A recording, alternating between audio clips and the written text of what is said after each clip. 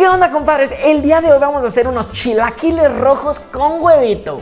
¡Vámonos pues! ¡Au! Compadres, vamos a agarrar un puñado de tortillas y vamos a partirlas en triangulitos chiquitos, así que queden pues. Vamos a reservar esos totopos porque ahorita vamos a preparar la salsa rojita que le vamos a echar. Entonces agárrate tus jitomates, pártelos en cuadritos. Y a mí me gusta en lo personal que esté picosito, entonces le voy a echar unos ají con semilla. Si no te gusta, no le eches el picante y pásate a la cebolla. Para no pelar el ajo, aplástalo con el cuchillo y sácale el ajito pues. Ahora sí, en una olla caliente con aceite vamos a poner todos los triangulitos de tortilla que hicimos y sabemos que ya están buenos cuando el aceite deja de burbujear, pero la prueba final es que agarres uno y veas si están crujientes o no y le eches sal al gusto. Ahora sí, todos nuestros vegetales que partimos los vamos a llevar a la olla. Y otro ingrediente que le puedes echar al gusto para que quede más picosito es el chile chipotle. ¡Muélelo, muélelo!